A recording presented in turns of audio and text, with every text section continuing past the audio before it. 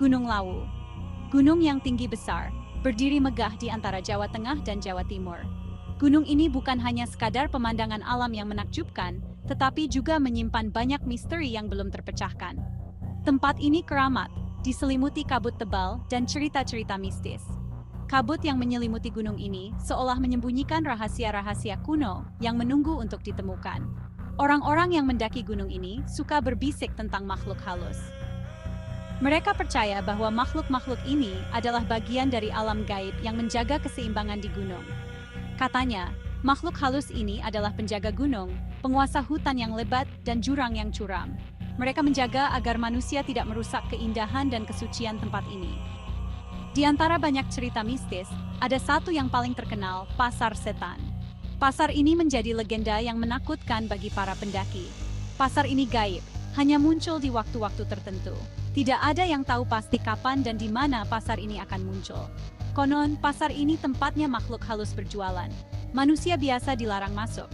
Mereka yang mencoba masuk tanpa izin akan menghadapi konsekuensi yang mengerikan. Hanya mereka yang tersesat, yang kelelahan, yang terpilih, yang bisa menemukan pasar ajaib ini. Pasar ini seolah memanggil mereka yang berada di ambang keputusasaan. Katanya, pasar ini menawarkan kekayaan dan kesenangan dunia. Barang-barang yang dijual di pasar ini sangat menggoda, membuat siapa saja yang melihatnya ingin memilikinya. Tapi, ada harga mahal yang harus dibayar. Mereka yang tergoda oleh kekayaan dan kesenangan ini akan kehilangan sesuatu yang sangat berharga. Jiwa mereka akan terikat selamanya di Gunung Lawu.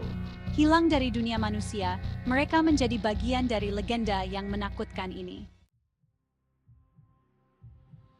Aku, Ayu, selalu tertarik dengan cerita mistis, terutama tentang pasar setan di Gunung Lawu. Rasa penasaran mengalahkan rasa takut. Aku putuskan mendaki Gunung Lawu sendirian. Awalnya, pendakian terasa biasa saja. Hutannya sepi, hanya suara angin dan burung berkicau. Tapi semakin tinggi aku mendaki, semakin tebal kabut menutupi jalan. Udara semakin dingin menusuk tulang. Aku mulai lelah. Langkahku melambat, kabut semakin pekat. Aku tersesat. Aku mulai bingung. Aku berputar-putar, mencari jalan keluar dari hutan yang semakin terasa menyesakkan. Tapi sia-sia. Hutan ini seperti labirin yang tidak ada ujungnya, membuatku semakin putus asa.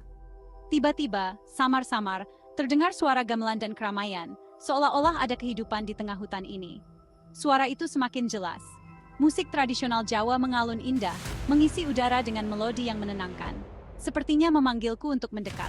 Rasa takutku berubah menjadi penasaran, ingin tahu dari mana asal suara itu.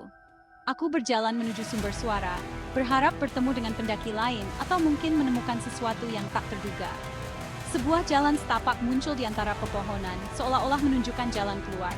Di ujung jalan, cahaya terang benderang memberikan harapan baru. Aku tiba di tempat yang ramai, pasar. Tapi, bukan pasar biasa. Pasar ini penuh dengan keajaiban dan misteri.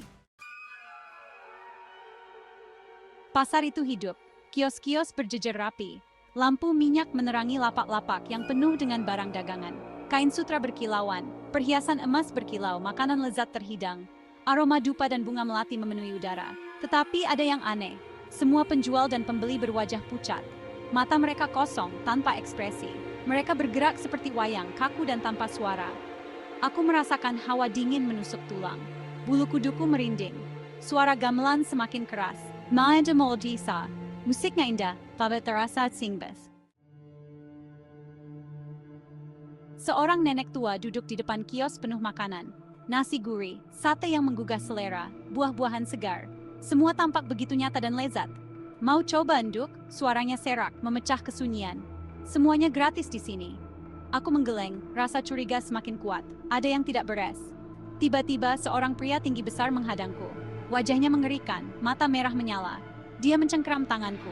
Kau harus beli sesuatu, atau... Suaranya menggeram menakutkan. Aku berusaha melepaskan diri, tetapi cengkeramannya semakin kuat. Aku berteriak sekuat tenaga, meronta-ronta, mencoba melepaskan diri dari cengkeraman yang tak terlihat. Suara jeritanku menggema di udara, namun tak ada yang datang menolong. Tiba-tiba, semua orang di pasar menoleh ke arahku. Wajah mereka tampak aneh, seolah-olah mereka tahu sesuatu yang aku tidak tahu. Mata mereka kosong, tapi terasa penuh amarah. Aku menutup mata, ketakutan, berharap semua ini hanya mimpi buruk yang akan segera berakhir. Ketika ku buka mata, aku terbaring di tanah, dingin dan basah. Kabut masih menyelimuti hutan.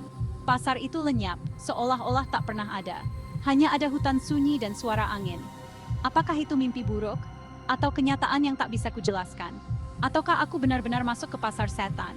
Tempat yang hanya ada dalam legenda dan cerita rakyat. Sampai sekarang, pertanyaan itu masih menghantuiku. Setiap malam, bayangan pasar itu muncul dalam mimpiku. Setiap kali mendaki gunung, bayangan pasar itu selalu muncul. Seolah-olah mengingatkanku akan sesuatu yang penting. Mengingatkanku akan kengerian yang tersembunyi di balik keindahan semu. Hutan yang tampak indah, namun menyimpan rahasia gelap yang tak terungkap.